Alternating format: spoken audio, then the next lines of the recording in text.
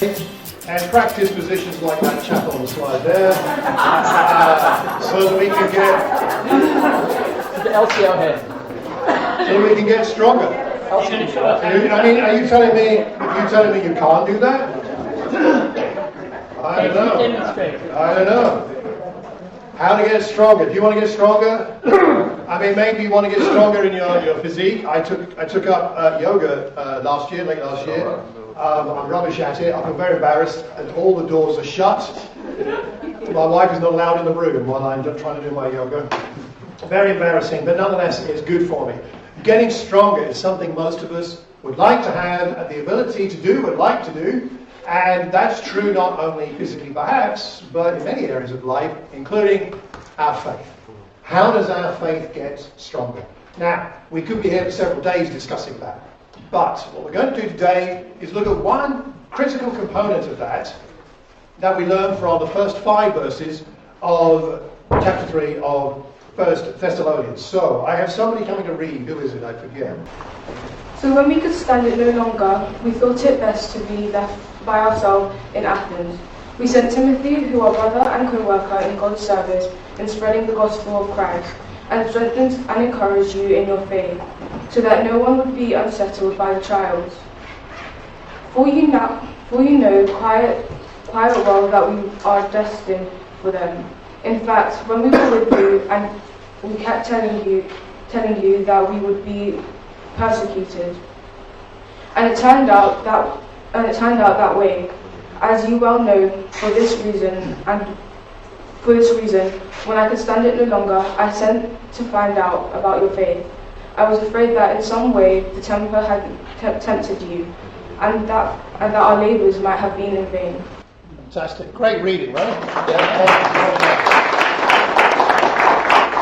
Wonderful. Thank you for excellent reading, and also hello to all the online people today. Hope you're having a good day and a good time, and I'm glad you can join us. Let's talk about Paul's emotional state. How's Paul feeling? Paul's writing this, right? He's got a very close relationship with the church in Thessalonica. Remember, he was there for, how long was he there when he started the church? 3 weeks or thereabouts. Okay, how long has it been since he was there when he's writing this letter? About a year.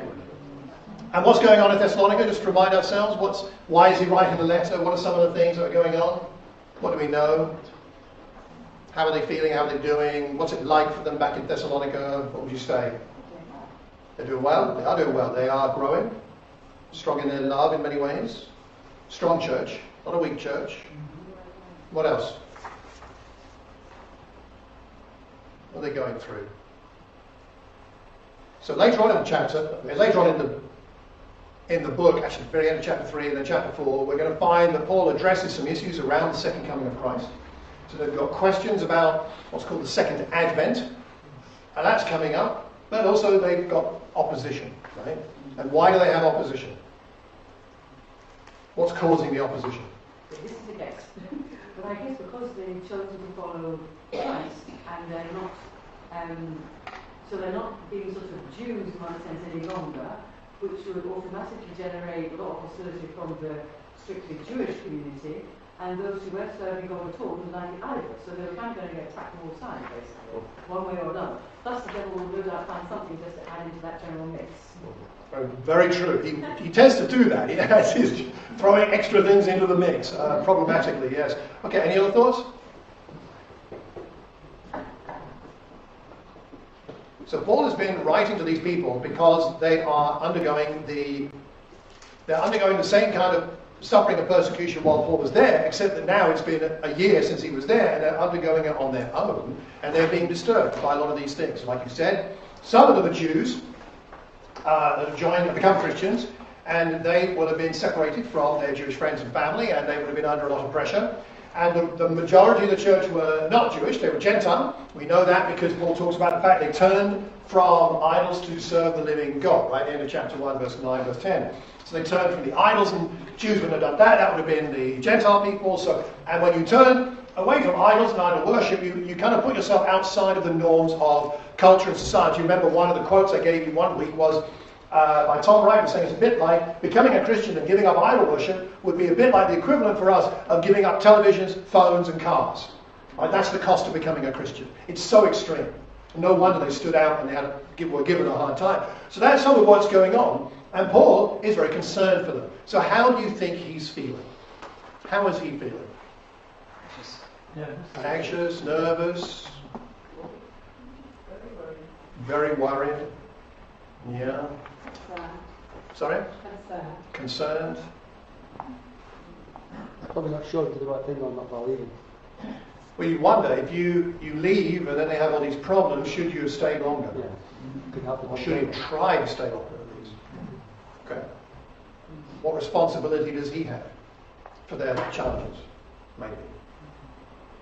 So, when we could stand it no longer. Interesting phrase, isn't it? What kind of things... I have to ask this question cautiously.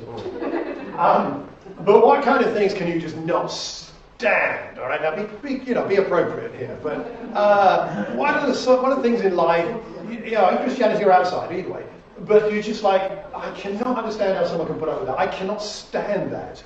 What sort of things bug you like that? Emotionally? Bad manners. What is that about in places today? Okay. Extremely prideful people. Really boastful and boastful. arrogant. Oh, arrogant, boastful, prideful people. Okay. What else can we not stand? Taking law into your own hands, although you're living a lawless life. Living a lawless life, but taking the law into your own hands. That's the taxi drivers in South Africa. Yeah, I can understand. No comment. No comment. And what else? What else can we not stand? People who've got litter. Litter. Especially right next to the bed. Especially when it's right next to the bed. I had a conversation 15 years ago, which I still remember, with a friend of mine called Chris Chin. So this might know Chris. I was having a chat with him about values because he was doing some research and study in values, and I was like, I don't know, how do I know what my values are? I asked him. He said, notice what makes you instantly angry. And that will tell you what you value, because it's violating something that you really value. And I thought, he said, what's the first thing that comes to your mind? And I said, people who throw litter out of a car window. That was the first thing that came to my mind. I get ridiculously annoyed by that. Like, on the level of things in life that are really bad, it's really not that bad, right? I get so angry, I want to pull up alongside and wind the window down and say, what do you think you'll do? Stop your car and pick up that rubbish and take it home. What's wrong with you? That's what I want to do. I haven't done it yet. I feel like it every time. But there's certain things we just cannot stand it, right? That's right. And what it does is it changes the way we feel about the situation. And generally speaking, it prompts us to act. Prompts us to act. And I think as a Christian, as we follow Jesus, or the inspiration of someone like the Apostle Paul, we should be asking ourselves whether the things we cannot stand are the same kinds of things that Jesus couldn't stand, or the Apostle Paul couldn't stand. And as I say, there's a lot we could talk about this. I mean, there's so much to talk about from the example of Jesus of what he couldn't stand. We don't have time today to look into all of that, but I'd encourage you, maybe do your own Bible study in this, and have a look through one of the Gospels. Pick one Gospel and go through and just note times when Jesus said no, or that's enough, and he takes action on something because it bothers him so much. Have a look. I think you might find that really illuminating. And then we even look at our values. Bill? The money trading. The money traders in the temple. Yeah. Couldn't stand it, could he? So Really what did he do? Chuck them all out. He chucked them out. He made a whip of cords and drove them out. Now, I don't think he whipped them. I don't think he would have done that. But I guess he's flailing it around or something. I mean, why do you have it, right? He's not saying, I've made a whip of cords, I'm going to put this on one side now, would you please mind leaving? I mean, that's not it, right? He's got his whip of cords. He's like, chaps, it's time to get out.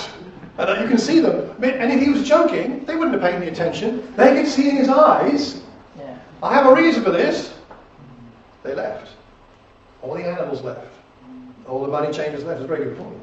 So, I think here's the thing is, from this passage, what I'd like to briefly just have a look at is what's going on here. What could Paul not stand? And I think the main thing he couldn't stand was, well, if we look at the answer to why he's wanting to help, he said to Timothy, he couldn't go. Remember from the previous section, he tried again and again to go, but Satan stopped him. He couldn't go, so God had another plan, and that was to send Timothy. So he says, we sent Timothy. I decided it would be better for me to be on my own in Athens, on his own. He always worked with a team. But he says, no, Timothy or Silas, whoever else has got to go, you go. God will look after me here on my own in this city. You go, this amazing guy, Timothy, to strengthen and encourage you in your faith. That's what he's wanting to do. Strengthen them in their faith and encourage them in their faith so that, the objective, no one would be unsettled by these trials. Because he knows these trials unsettle Christians. Because trials unsettle all of us. Trials are tough. Trials make us doubt. Trials make us fearful. Trials are the tough things in life. But we don't need to be unsettled by them. Pulled off course, another way of translating the word, is like drifting out of sea from a harbour or something like that, or being pulled out by a tide. And you don't need to be pulled off course. But in order not to be pulled off course by the trials of life, and honestly, I don't know about you, but I'm finding what's going on in the world right now really unsettling. On lots of levels, whether it's Ukraine or whether it's other things that are going on in this country and abroad. Not to mention the things in my own life, some of my family challenges, and Penny, her father's in and out of hospital right now, he's back in hospital again this week, don't know really what's wrong, it's a, do we go visit, do we not, who's helping who, and stepmom, and then her mum's got some challenges with health. I feel like I'm easily, normally there's a bit of a barrier somewhere between the things that are unsettling me and my own settled peace of Christ in me, right? There's a bit of a bigger barrier. But it feels to me at the moment like that barrier is really thin. It doesn't take a lot to push through it. And we've all got those trials, and what we need strengthening and encouraging in our faith. And this is what Paul is doing, is what he's trying to do. Faith gets stronger when we get upset. That's what I would say. When we're passionate about something, we act. And if we're going to see our faith strengthened, we've got to step out. Step out, but first get upset about the right things. Now, whatever we think about war, or whatever we think about other things that are going on in life, in the world that aren't good, we can only be really upset about a small number and make that useful to us. If you're upset about everything, you're just a horrible person to be with. Because all the time you're just saying how everything is horrible, right? It's not true that everything is horrible. I went out this morning feeling the burden. But once I got into the woods, I started walking around and thinking, God is here, He's with me, He loves me, and these woods are really quite nice. I can't see any war here in the woods. I can't see any ill people, like ill relatives in the woods. I'm in the woods. What a nice thing to be in the woods. I mean, it's not like ever everything is horrible and nasty and needs changing. So we've got to figure out what are the key things to be really upset about. And for him, he could stand it no longer that they were troubled by things that unsettled their faith. But one of the things that I think as a Christian community we have to do, I don't like saying it quite like that, but I think it's true. I think we have to take care of the responsibility to strengthen one another's faith. That's right. To encourage one another's faith. It's never the responsibility of only one person. And of course, it's not only the responsibility of us here, we have friends outside of this congregation that can help us, but certainly as a community of faith, as a family of God, we've got to accept the responsibility of saying, if I can strengthen your faith, I would like to. And if you could strengthen my faith, I would really be grateful for that. We're not going to grow in our faith unless we're a community which is upset, or what's the phrase he uses? He can't stand it any longer that someone is struggling with their faith. That should upset us. In a spiritual sense. Of course, not in a judgmental sense. Like, my faith is strong, yours is weak, you need me. Aha. Let's go and have a coffee and I'll explain to you all the ways that you need me to help you with your faith. That's not what I'm talking about, right? I'm talking about a mutual exploration of how's it going? Recently I was at an event somewhere else, and I noticed two people in the room I was in who normally are really energetic and lively, whatever. And it was a Christian event, and they looked quite down. And so they left, and I called them later, and I said something. I didn't say getting down. Was, are you weak in your faith? I said something like, you didn't look yourself today. You look tired. Are you okay? I mean, that's where you start, right? Because for this couple, what happened was they had a very demanding weekend. They had people over, they stayed later than they expected them to stay. There'd been some other things that had happened. You know how it is, right? And they were just really, really tired. And actually their faith was just fine. They were great. They were doing fine. But they appreciated my asking. And I think sometimes we build this stuff up to be bigger than it needs to be. It's not like you have to have a PhD in theology to be able to encourage someone in their faith. You don't have to know everything about counselling and therapy. You just need to ask a kind question. A kind and open question. And with that, then conversations begin. And when conversations begin, then we might have the opportunity to encourage each other in our faith. In faith. This morning I got back from during my prayer time, a text message came in and it was a brother who I know, but not very closely, but just said, "Hi Malcolm, how are you? I've been praying for you this morning. Just wondered how you are." I was really touched by that. Because this is not somebody I see very often. We're not even that close in some ways. We know each other. He's from another part of the church. And we haven't talked recently at all. And I don't know what he was praying about for me, but I'm glad someone's praying for me. And it's really nice to know that he would ask. Simple thing, isn't it? It lifted my spirits. And I thought, gosh, so he's praying for me. Then it made me think, I wonder who else is praying for me, I just don't know about it. And it encouraged my spirit to think about those things. Faith gets stronger when we get upset about the right things. And when one of the key things is that we can then help people with their faith. That's what he wants to do. And he sends Timothy because he acts, and it's about acting. It's saying not to speak is to speak. Not to act is to act. But that's not helpful, is it? We can't be silent and we can't be static. We need to be people who speak and people who act. In love. With and for one another. Because it's about love.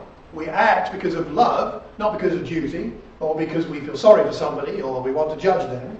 But we do it out of love, and that was Paul's heart for the Thessalonians, and we've looked at this previously in other parts of the book earlier. He has a huge heart for them. He said, I'm like a nursing mother, like a loving father with you. He wants their best interest, and so he sends Timothy on quite a difficult journey. Timothy had to make quite a sacrifice. Let me give you a little quiz here. So, what's the P stand for? Where do you think that is? Let's do a little geography test. What's the P? Philippi. Okay, that's where he was before he went to Thessalonica. So what's the T stand for? That's Thessalonica. That's where he was after Philippi. Then he went to B. Berea. From there he went to A. Athens. And from there he went to C. Oh, we're really good. Right there. It's top marks, everybody. Excellent. So that was his journey, and he's writing from Athens, or possibly Corinth, actually. We're not quite sure. It could be either of those two. But look at the journey for Timothy to go north back to Thessalonica in the 1st century. It's a long way. It will take a long time. And it would have been dangerous. Would he go by boat? Would that be just as long? It would have taken less time, depending on the tides, the time of year. It would depend on the time of year more than anything, and what you could afford. If you could afford to go by boat and it wasn't winter, you might well go by boat. But if it's winter, you almost certainly wouldn't. It's a long way, isn't it? And boats were very risky. The thing about boats was they were much quicker, but they were also, there were lots of shipwrecks. So you only went by boat if time was of the essence in those days. Paul was shipwrecked at least 4 times. 4 times. One would be enough. I wouldn't get back on a boat after that. 4 times he's shipwrecked. Totally. And 4 that we know of, anyway. So this is Timothy making a great sacrifice. Just to help people with their faith. I say just, but you understand what I mean. It's not tangible. It's not like, oh no, I'll go and help you build your house. I'll help you go and start a business. I'll help you with babysitting your children, or I don't know, something tangible in that sense. But no, I'm going to go to help you with your faith, to encourage you, to help you be stronger in your faith. I look at this and I feel, I'm trying to think of the right word. Therapists here will be able to correct me, like Charlotte and Kate, because those may not be the right words, but I feel sometimes a sense of shame at my hesitancy in doing a little bit of effort to encourage somebody. What I would regard as a small amount of effort. a message, a phone call. Like, what? He would travel that far to encourage people in their faith, and I can't pick up the phone? What's wrong with me? Now, contexts are different for us today than then. I'm not trying to make a direct comparison. We're not Timothy, that's not Thessalonica, but I do think it's worth thinking about how much, if we love people and we want them to be strong in their faith, that we make the effort. We make the effort to step outside of our comfort zone, take time. I appreciate the teens coming to Thames Valley next week. And it's a sacrifice for them. All right? That's pretty much a whole day. And it's a sacrifice for people like Danny or Victor or others who are going to be taking them, driving them all the way there. And I think that is an act of sacrifice to help these teenagers with their faith, to encourage and strengthen them. I hope it also will encourage Danny and everybody else involved. But that's the kind of thing we're talking about. We're talking about travelling to encourage people. We're talking about time to encourage people. We're talking about energy given to encourage other people. And along with that, we have to acknowledge there's a risk. There's a risk in this. Why is there a risk? Well, there's several risks. One is you could try and encourage somebody and they may not appreciate it. That's the truth, isn't it? Sometimes we get resistance. Sometimes that's not good on their part, and sometimes it might be because we were insensitive and judgmental. But it can hurt when you try to help somebody and then they say, no thank you. Or worse than that, like, who are you to judge me? Well, these kind of things happen, right? There's a risk there. The outcome is uncertain. You might do all your best to help somebody and they might still struggle in their faith and even leave the faith. Do your best, but the outcome is not given. Not a given. So in the end, this is my closing thought before we think about Jesus and the community. In the end, what I'm encouraging myself to do, and all of us to do, is to act in this way, sacrificial action, out of love for people, and to do it by faith. We met with some of the men on Wednesday night, and one of the things in our discussion about this issue on Wednesday night was about the issue that none of us feel like we have enough time to do more than we're already doing. None of us feel like we have enough energy spare to do more than we're already doing. We all understand that, right? We've got challenging lives in many different ways. So how are we going to encourage each other and strengthen each other in the faith? Only by faith. And this last few days, last Sunday I shared with you openly about the challenge from my friend Stevie, who rebuked me for not loving him in the way that was right. And I had a really good conversation with him about that. And I resolved this week to make some action steps to connect more with people. And I made a number. I won't share all of it, but I did contact with a lot of old friends. People, some of you will know Archie Kendall. Got hold of him. He's in Sri Lanka at the moment. We had a great conversation over Zoom, talking about lots of things. I connected with old friends in our sister congregation in London. I connected with an old university friend of mine. I connected with people in Thames Valley that I haven't talked to for quite some time. One or two people are here. Somebody in Birmingham I know. And it's funny enough, because here's the thing that I realized after the end of the week. I probably put 10 hours into these things more than last week. I would say maybe 10 hours perhaps more connecting with people, talking to people, more than last week. That's quite a lot of time. I still got everything else done I needed to get done. It still got done. The sermon got prepared, song service got prepared, the class and lessons I was recording that needed to get recorded for here or for Thames Valley still got done. I still talk to my wife, which is always a good thing. I still got some exercise, some yoga.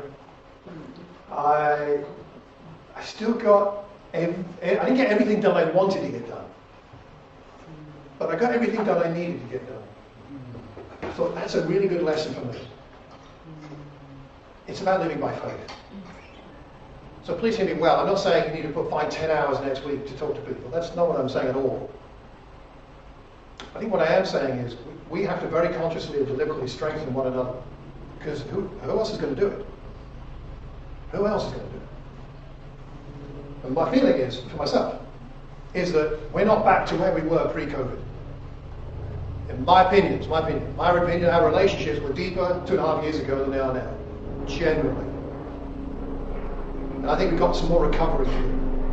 To talk about our faith with each other. To really talk. And it's fine to talk about the weather and everything else, no problem.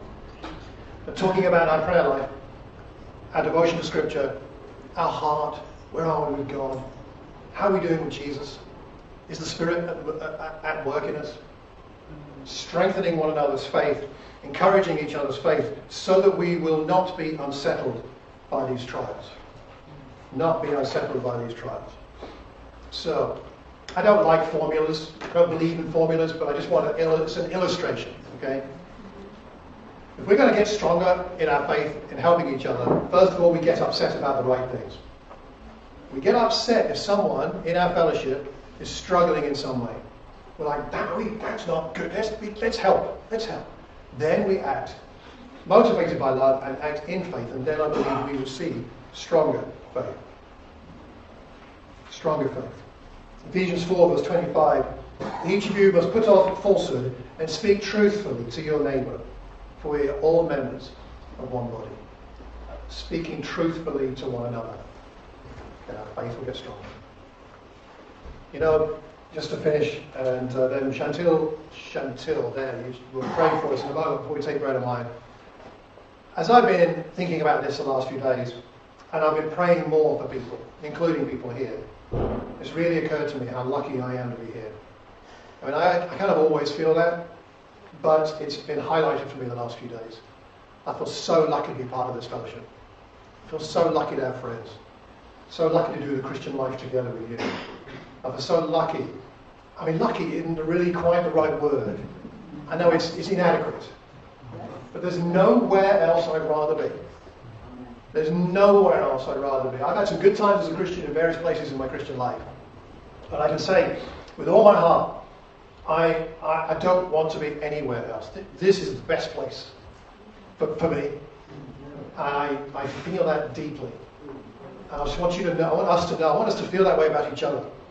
I hope we do, but I think as we pray more for each other, by name, and as we talk about our faith together, we will find ourselves confirmed as being in the best place we could be.